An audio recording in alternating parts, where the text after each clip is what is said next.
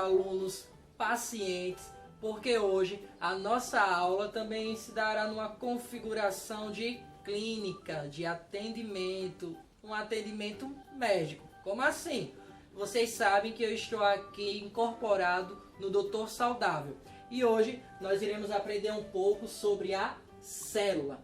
Entre as principais características ou até mesmo as principais definições, eu tentei resumir para que vocês entendam de forma objetiva o que é a célula. Preste atenção. A célula, na verdade, são milhares de pequenas partes vivas que formam o nosso organismo. Nós já aprendemos numa aula passada que um conjunto de células iguais vão formar os tecidos. Nunca esqueçam que as células possuem tamanhos e formas totalmente diferentes, mas elas possuem funções.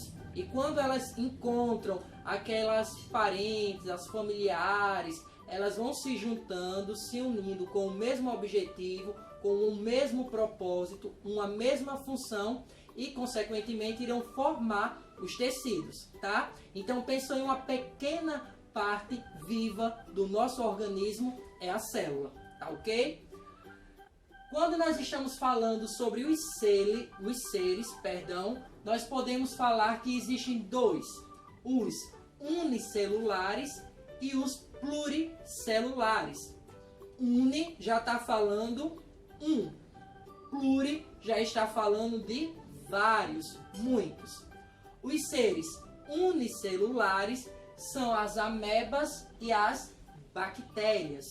Quando falamos sobre pluricelulares, estamos falando dos animais, das plantas, dos vegetais. Compreenderam? Além disso, falando ainda sobre as células, nós podemos dividi-las ou classificá-las em dois tipos. Primeiro, nós temos as células eucarióticas e as procarióticas.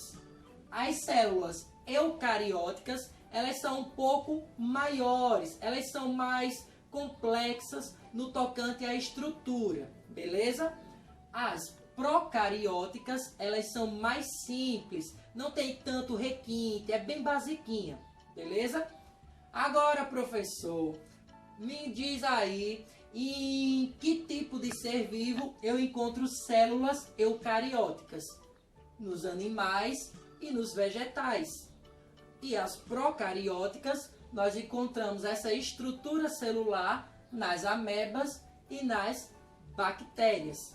Beleza? Vamos lá. Quando nós falamos sobre a divisão, geralmente as células possuem três estruturas: o núcleo, a membrana plasmática e o citoplasma. Mas, o que é aí o núcleo? O núcleo, como eu defini, é a parte responsável pela reprodução da célula. Ou seja, núcleo já está falando que é bem interno, é bem guardadozinho, tá? E dentro dele vai existir o DNA, que é o responsável por transmitir as características hereditárias dos seres vivos. Por exemplo, é por isso que nós parecemos muito com os nossos pais e com as nossas mães. Como assim? Eu, por exemplo, no meu DNA eu tenho 50% herdado do meu pai e 50% da minha mãe. E tudo isso vai levar com que seja definida a cor do meu cabelo, a cor dos meus olhos, da minha pele, e eu vou trazer no meu DNA características dos meus genitores, ou seja, dos meus pais. Por mais que seja um bisneto, tataraneto, mesmo que você não os tenha conhecido, você ouvirá alguém dizer o seguinte: ah, você é muito parecido com o teu bisavô, né? Então é porque no seu DNA você está guardando essas características hereditárias, que foram bem armazenadas no DNA, ou seja, no núcleo da célula. Compreenderam? Além do mais, nós temos a membrana plasmática. Ela vai envolver, ela vai proteger a célula. É como se fosse uma mãe, ela vai cuidar, tá? Ela vai monitorar e ela vai envolver o seu filho. Ela vai proteger, beleza? E por último nós temos o citoplasma.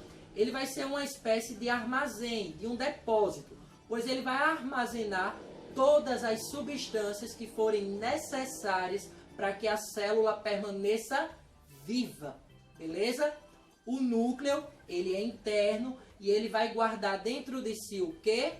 O DNA, ou seja, vai ser responsável pela reprodução da célula e também para guardar as características hereditárias que serão transmitidas de pai para filho. E nós temos 50% da nossa mãe e 50% dos nossos pais.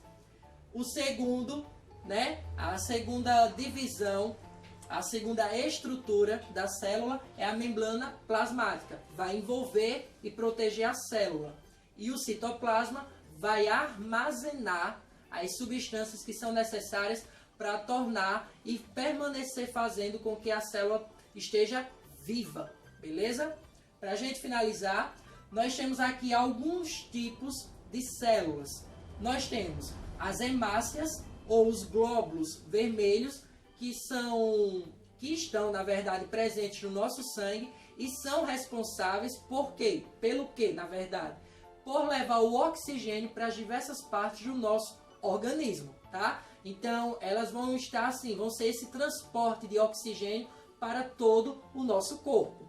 Nós também temos os glóbulos brancos. Eles vão ser os guerreiros do nosso organismo. Também vão estar presentes no nosso sangue, mas vão estar responsáveis pela defesa e pelo ataque.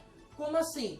Quando alguma bactéria, entra na nossa corrente sanguínea, prontamente eles vão defender, o nosso organismo de infecções. Então vai combater, tá certo? Então é muito importante nessa questão imunológica do nosso organismo, principalmente quando eu estou falando da via sanguínea, porque o sangue circula em todo o nosso organismo, tá ok? E por último, mas não menos importante, nós temos as células nervosas, ou seja, os neurônios. São responsáveis pelas sensações. Vocês quando estão aí calculando, lá numa provinha de matemática, numa atividade avaliativa, vocês dizem assim, ai, meus neurônios. Ou seja, você está ficando nervoso, agitado, estressado, você está saindo do sério.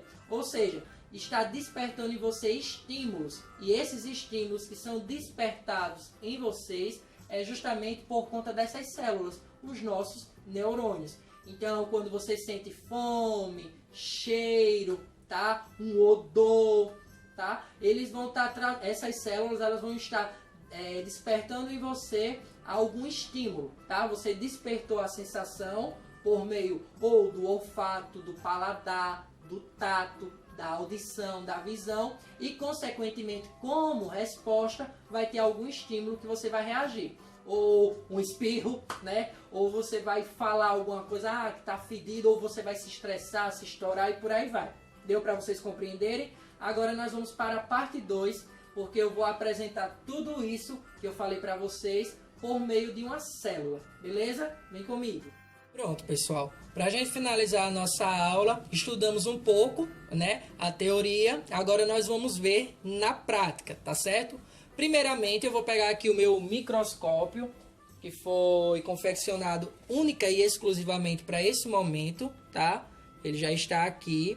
O microscópio, ele foi inventado por alguns pesquisadores e cientistas para ampliar, essas estruturas que não conseguimos enxergar ao olho nu. Beleza? Então facilita bastante esse estudo. Eu fiz até a representação lá embaixo, não sei se dá para vocês verem.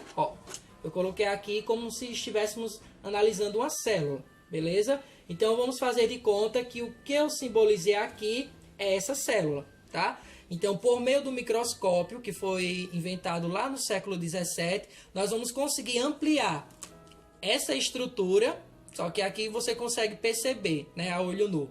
Mas vamos fazer de conta que não conseguimos enxergá-la. E com o microscópio, essa estrutura será ampliada. Por isso que nós conseguiremos enxergá-la assim. Combinado? Então vamos lá. Primeiro, aqui é uma célula eucariótica. E nós aprendemos que a célula eucariótica ela é encontrada no organismo de quem?